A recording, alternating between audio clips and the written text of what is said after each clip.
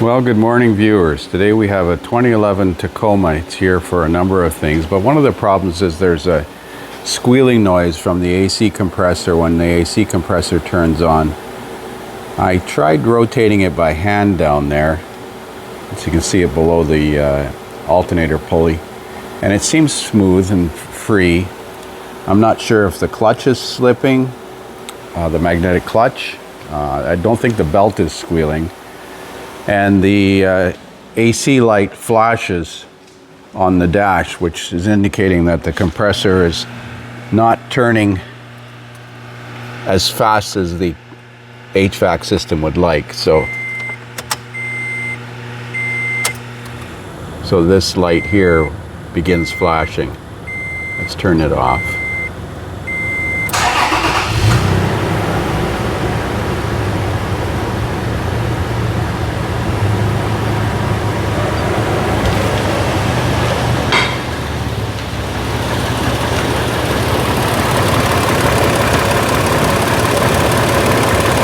Compressor didn't engage.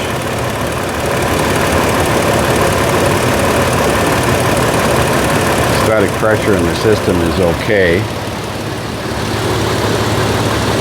75 pounds, which is about right because that's about ambient temperature in degrees Fahrenheit.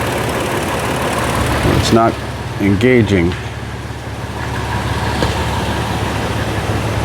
Oh, the light's blinking.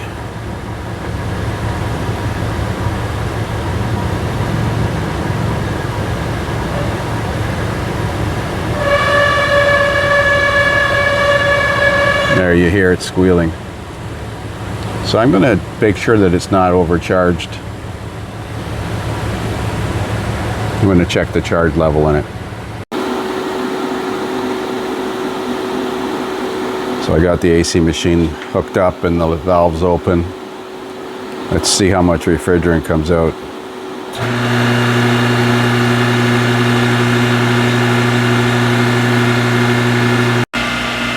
According to the service information, it's 0.6 kilograms or 21 ounces of R134A. So let's see what has been recovered so far.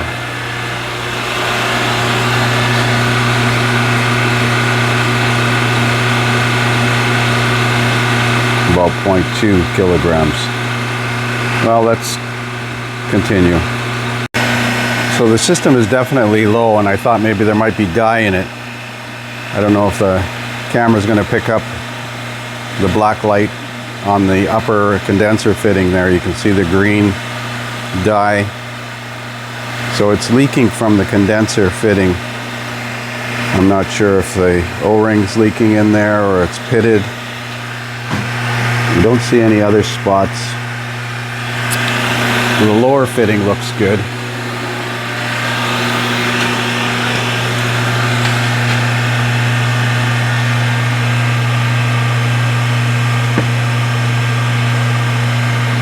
But I want to charge it and see that the compressor works normally, because this thing may need a compressor because it's been run low on refrigerant, and the refrigerant moves the oil through the system.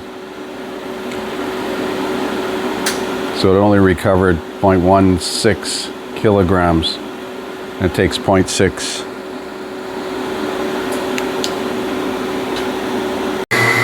So now we'll draw it down to a vacuum for a few minutes. I just want to throw a charge in it and see that the compressor functions normally, or if there's a problem with the compressor as well.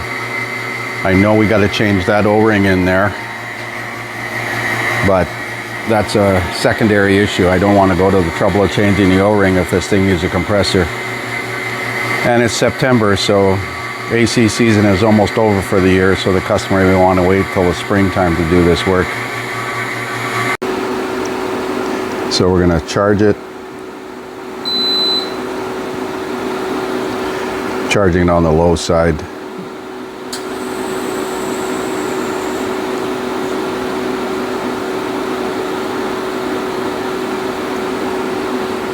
Then we're going to start it and run it and see what the compressor does.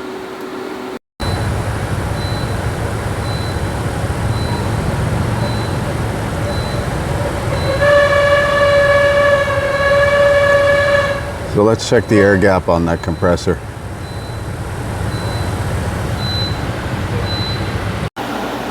So I went to take the drive plate off and I discovered what the problem is.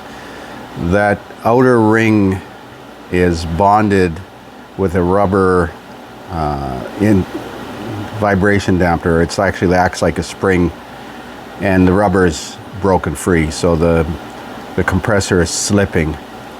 The compressor turns nice and smooth, so I'm pretty sure we can get away with just changing the drive plate, but we do have to change this O-ring seal. So I'm going to recover what's in there now so we don't lose any more, and I'm going to get some parts for this thing. So there's one 10 mil bolt, 10 mil head, 6 mil threads that holds that pipe on, and you can pull it into the engine bay. You can see the seal is compromised, so I'm going to see if I have a seal for that. So let's get this new seal in there. So I cleaned the mounting surface with some emery cloth and a small screwdriver. I took that one horn out of the way to make a little bit more room for my wrist in there. Got a new seal with some PAG oil on it, and we're going to put it in. So I got the new seal in there, flange bolted up. I'm going to pull the MG relay, which is, it says MGCLT. So that is this brown one, I think. No, wait, 1, 2, 3, third one up. No, second one up. So this is this gray one here. I don't want the compressor to potentially cycle it. It probably won't because there's no refrigerant in it. But just to avoid the possibility of it engaging, I'm going to pull that relay out and just leave it there. Like so. Till we get parts. So we're back working on this 2010 Tacoma for the compressor drive plate, and the pulley is spinning on the outside of the, I got a clamp with a pair of vice grips so I can loosen off the center bolt. Normally you grab with a pair of channel lock pliers, but the rubber is broken free. I'll show you when I get it off. So there you can see the drive plate, the rubber bonding is broken free. Now there is a selective washer in here. We're going to try putting that one back in.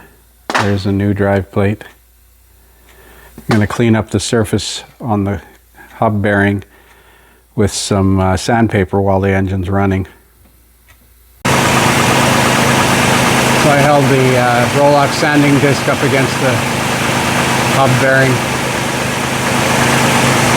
Good opportunity to check this idler bearings and stuff for noise. They sound pretty quiet. Well, I recharged the system with 0.6 pounds. And we're at 28 on the low side and about 150 on the high side. It's pretty cool today, but I hear that clutch dragging slightly. Listen carefully when you hear the compressor kick out. I don't know why I'm pointing the camera at it.